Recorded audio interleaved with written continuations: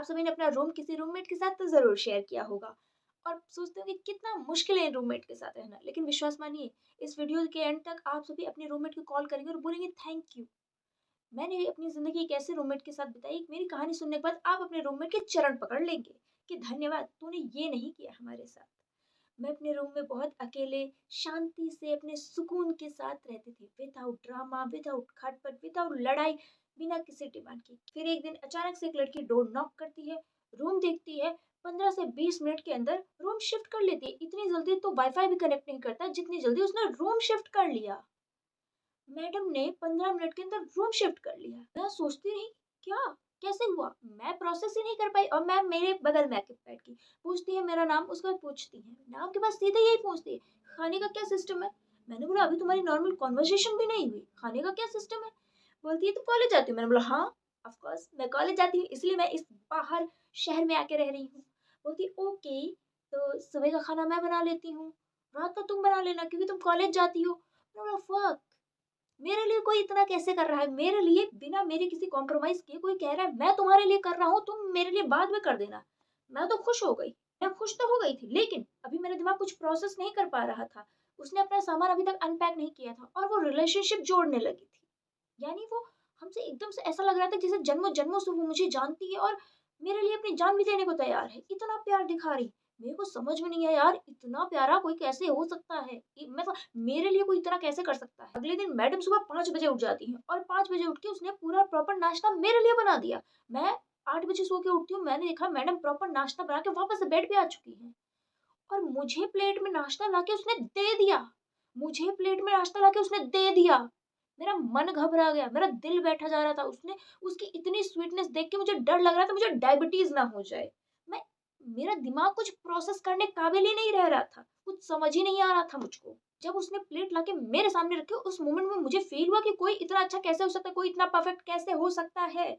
और जब मेरे लाइफ़ में कोई मेरे लिए इतना अच्छा करता है तो मुझे डाउट होने लगता है कि इतना अच्छा तो इंसान हो ही नहीं सकता ऐसा, हो ही नहीं सकता, कुछ भी हो जाए कोई इतना अच्छा इंसान हो ही नहीं सकता। ज़िंदगी में मेरे आज तक आया ही नहीं और जो आया है वो लात मार के ही मुझे लास्ट में गया है। हो ही नहीं सकता कोई इतना इंसान, मैं भरोसा ही नहीं कर सकती, मैं भरोसा ही नहीं कर पाती, कर सकती नहीं, मैं चाहती हूँ लेकिन मैं कर ही नहीं पाती कि कोई अच्छा इंसान भी हो सकता है। मुझे नहीं लगता है कि कोई मेरे लिए इतना करेगा, मुझे नहीं लगता, मुझे 0.00001% भी नहीं लगता कि कोई इतना अच्छा हो सकता है। लेकिन उसकी अच्छाई देख के मैं पागल हुई जा रही थी। मेरे को लग रहा था इसके सामने मैं विलेन हूँ। ये इतना करती है मेरे, मैं कुछ कर ही नहीं रही हूँ और सिर्फ़ ये स्टार्टिंग इसको आए अभी 2 दिन भी नहीं हुए हैं। और यहीं से मुझे रियलाइज़ हो जाता है कि मेरी लंका लगने वाली है। अचानक से उसने एक दिन बोला, "निधि आज सूजी का चीला खाते हैं, मन कर रहा है सूजी का चीला बनाने का।" मैं लाओ सूजी ले आओ मैं बना दूँगी। मैंने बोला ओके। लाना ही तो है मार्केट से, मैं जाके ले आती हूँ। मैं गई सूजी लेकर के, उसके बाद वो बोलती है, "दीदी मैं सूजी भिगो दे रही हूँ, तुम बना लेना।" मैंने बोला पहले तो मुझे ऐसा लगा कि इसने तो बोला था ये बनाएगी, बट मैंने बोला कोई बात नहीं, बना दूँगी, ट्राई करूँगी क्योंकि मुझे सूजी का चीला बनाना नहीं आता है। मैं बेसन का चीला बना लेती हूँ, मैं आटे का चीला बना लेती हूँ, लेकिन सूजी का मेरी आत्मा आज तक गवाही ही नहीं देती कि मैं सूजी का चीला बनाऊँ। और बाद में मुझे पता चलता है मैडम ने खुद खुद के लिए तो बनवाया ये। रूम के बगल मेरे रूम के बगल जो 2 लड़कियाँ एक्स्ट्रा रहती हैं, पड़ोसी को भी बुला रखा है, इनवाइट कर रखा है सूजी का चीला बनाने के लिए। अब 1 घंटा सूजी का चीला, नॉर्मल तवा और मैं बना रही हूँ, अब इज़्ज़त लग चुकी है मेरी दाँव पे, कि बगल रूम की लड़कियाँ भी खाना बना नहीं रही रात का टाइम और मुझे सूजी का चीला बनाना है जो कि मुझे आता ही नहीं, जो मुझे बनता ही नहीं, तवे पे ही चिपक-चिपक जा रहा है। मैंने अपनी आत्मा को झकझोर के 1 घंटे लगा के अपनी कमर तोड़वा के किसी तरह उस सूजी का चीला बनाया, किसी तरह बनाया।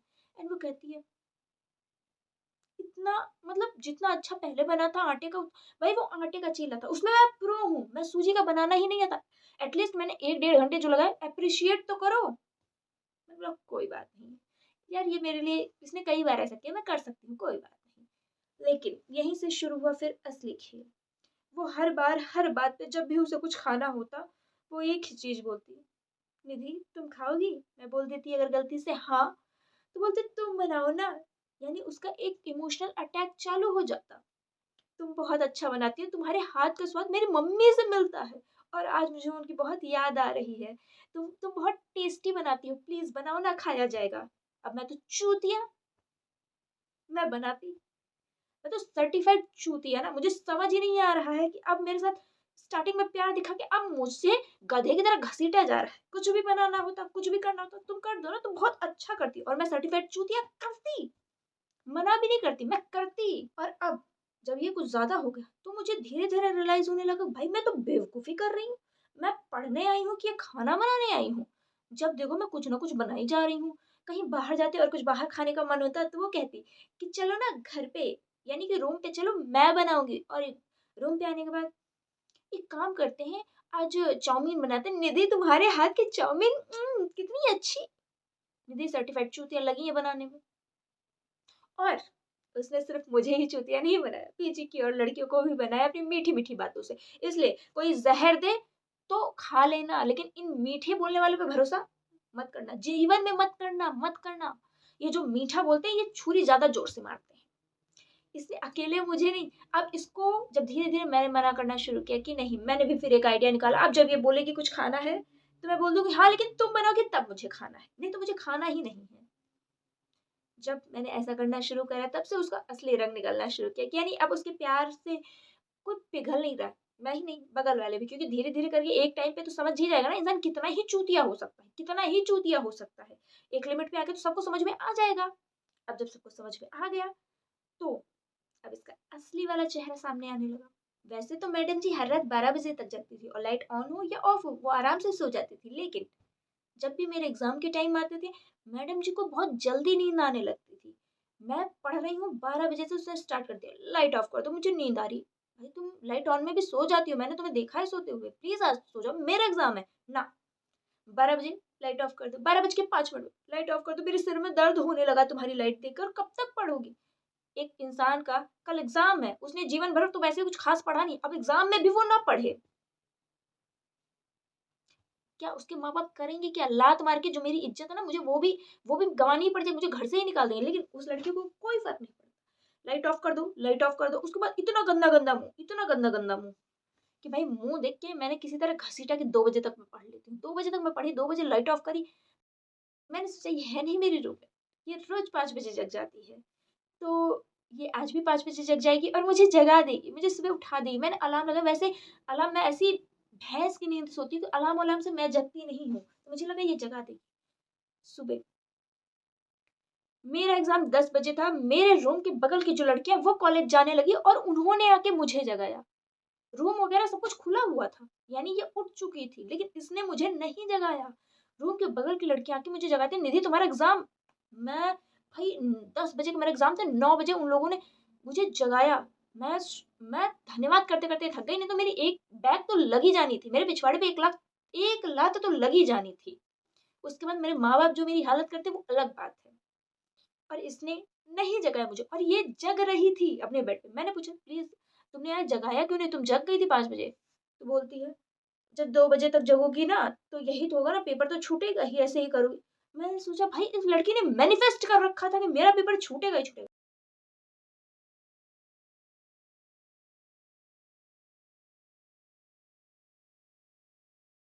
और कहानी यही नहीं खत्म होती। इसकी एक और कहानी है सुबह 5 बजे उठने वाली।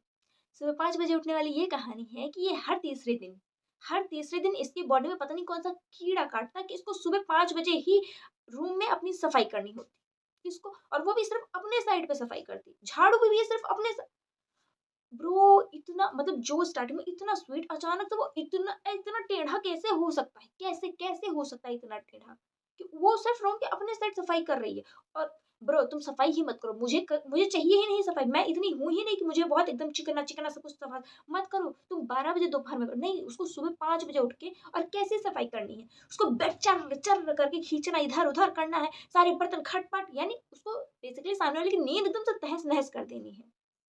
उसको फ़र्क ही नहीं पड़ता था कोई सो रहा है, फ़र्क ही नहीं पड़ता, चटपट पता नहीं क्या-क्या करती रहती है उसमें। एंड अगर तुमने उसको बोल दिया तो ऐसे तुम्हें एक पता है, कुछ लोग होते हैं जो मुँह मतलब फेशियल एक्सप्रेशन बहुत गंदा बनाते हैं, मतलब बहुत ज़्यादा ऐसा होता है, ये सब नहीं, ऐसा गंदा नहीं, मतलब ऐसा गंदा बनाते हैं कि सामने वाले को देख के गंदा लग जाए, यार ये क्या इसने बहुत, मतलब उसको एक फ़ील अंदर से अजीब से फ़ील आ जाए, वो होता है। उसके पास वो पावर थी, वो बिना कुछ बोले सामने वाले को बहुत गंदा फ़ील करवा सकती थी। उसके पास ये स्पेशल पावर थी और हर तीसरे दिन उसको पता नहीं कौन-सा भूत चढ़ता था, उसको अपना रूम साफ करना होता था और बेड इधर खिसकाना है, उधर खिसकाना है, उधर शिफ्ट करना। 1 दिन कर लो ना, महीने में 1 दिन कर लो, महीने में 4 दिन कर लो, हर तीसरे दिन कौन-सा भूत आता है? आई हैव नो आइडिया कि हर तीसरे दिन किसी इंसान को कैसा भूत आता है। और मैडम जी के एक टॉक्सिक बॉयफ्रेंड थे, जिनसे ही बात करने के लिए मैडम जी सुबह 5 बजे उठती थी। मैम को कोई पढ़ाई नहीं, कुछ नहीं था, मैम को अपने बॉयफ्रेंड से बात करनी थी, इसलिए मैम सुबह 5 बजे उठती थी। मैम को सुबह 5 बजे उठना रहता था और मैम सुबह 5 बजे उठ के हमारी नींद की मैया मार देती थी।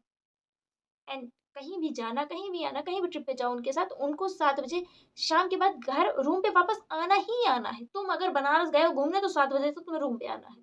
उसने हमारी कई ट्रिप की ऐसी मैया लंका लगा दी है। उसका एक टॉक्सिक बॉयफ्रेंड था, क्योंकि वो खुद भी बहुत टॉक्सिक थी। दोनों टॉक्सिक टॉक्सिक एकदम सेम के लिए थे। एंड उन दोनों को 7 बजे रूम पे आ जाना होता। क्यों? मुझे समझ में नहीं, कहीं भी जाओ 7 बजे के बाद उसे भूत आने लगते थे कि नहीं अब रूम पे चलो। 7 बजे के बाद जो लड़कियाँ बाहर रहती हैं ना वो खराब लड़कियाँ होती हैं उसकी नज़र में।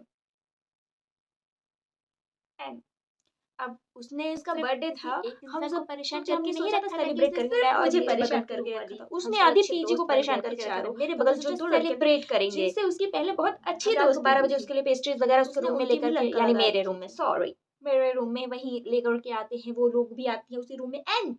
एंड उसका मूड ऑफ, हम देखते हैं वो रो रही है। क्यों? क्योंकि उसके बॉयफ्रेंड से उसका कुछ बहुत गंदा झगड़ा हो चुका है और उसने कुछ उसको उल्टा सीधा बोल दिया, कुछ तो समथिंग उल्टा सीधा बोल दिया कैरेक्टर। अब एज अ गर्ल एंड ये गर्ल गैंग और गर्ल कोड सब कुछ ये जो है, क्या बोलेगी? क्या बोलेंगे हम? यही तो बोलेंगे यार छोड़ ना, ऐसे बहुत मिल जाएँगे तुझे, या कोई लड़का तू ये डिज़र्व नहीं करती, तू किसी लड़के की वज़ह से अपना दिन क्यों खराब कर रही है? तू बहुत अच्छी है, बहुत स्वीट है, तू बहुत, तेरे बारे में सब कुछ अच्छा बोलेंगे ना, और क्या बोलेंगे? यही तो बोलेंगे कि वो लड़का बेवकूफ़ है, उसको समझता नहीं। और यहीं पे गलती कर दी मैंने और बगल वाले में से एक लड़की ने। हम दोनों ने मिलके बोल दिया कि तू उस लप्पू से लड़के के लिए क्यों रो रही है? क्यों रो रही है किसी लप्पू से लड़के के लिए? तू लप्पू से लड़के के लिए अपना सबसे बेस्ट दिन क्यों खराब कर रही है? तुम अपना बर्थडे क्यों खराब कर रही हो? And guess what? उसने क्या किया होगा? उसके हाथ में एक ब्रेड थी, उसने ब्रेड फेंका और खड़ी हो गई और हमसे पूछती है तुम हो कौन? तुम हो कौन ये बोलने वाली? तुम होती कौन हो ये बोलने वाली? एक हिसाब से वो मेरा पति है। पति है। वो पति जिससे एक ही महीने में इनके 4 बार ब्रेकअप हो चुके हैं। एंड करंटली छोड़ो, करंटली तो कहाँ है मुझे पता नहीं है, लेकिन जब वो मेरे साथ ही थी, उसका ब्रेकअप होके कहानी खत्म हो चुकी थी और एट द एंड जाते-जाते उसने एक और कांड कर दिया।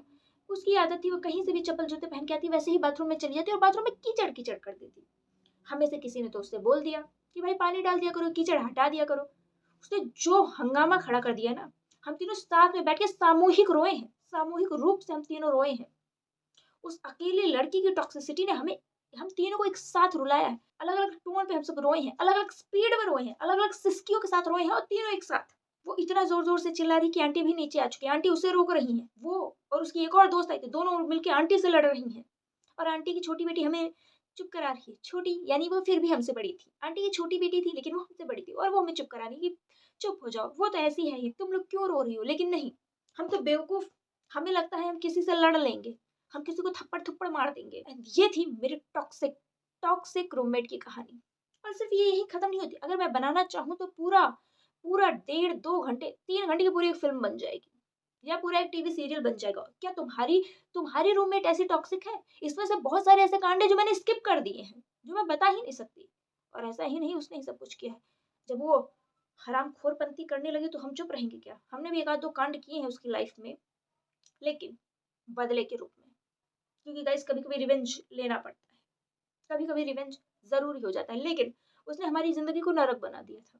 एकदम से नरक बना दिया था। अपने ही रूम में अब मैं कैदी की तरह रह रही हूँ और किसी की गालियाँ सुन रही हूँ। फालतू की गालियाँ सुन रही हूँ मैं किसी की। ना खाया, ना पिया किसी का, फालतू की गालियाँ सुन रही हूँ। क्या तुम्हारी रूममेट ने कभी ऐसा किया है? क्या तुमने कभी ऐसी टॉक्सिसिटी झेली है? और ये मत बोलना कि लड़कों की लाइफ में ऐसा नहीं होता है, लड़कों के टॉक्सिक रूममेट नहीं होते, होते हैं भाई, मैंने अपनी आँखों से देखे हैं और इन्हीं कानों से सुने हैं, तो झूठ तो मत बोलना। और क्या तुम्हारे इतनी ज़्यादा टॉक्सिक तो नहीं होगी, आई एग्री, इतना टॉक्सिसिटी कहीं नहीं होता है, लेकिन मेरी ज़िंदगी में था। और इसी बेसिस पे मैं कह सकती हूँ कि अब मुझे टॉक्सिक रिलेशनशिप में ज़्यादा कोई फ़र्क नहीं पड़ने वाला है क्योंकि मैंने इतनी गंदी टॉक्सिक रूममेट झेली है। तो क्या तुम्हारी भी रूममेट ऐसा कुछ करती है, रूममेट करती थी? तो प्लीज़ कमेंट डाउन में, अगर मेरे से ज़्यादा डेंजरस कहानी होगी तो प्लीज़ ज़रूर कमेंट करना। कि हाँ, तुम्हारी रूममेट ने भी ऐसा ही कुछ किया है। तो आज के लिए बस इतना ही, मिलेंगे कल। Bye bye.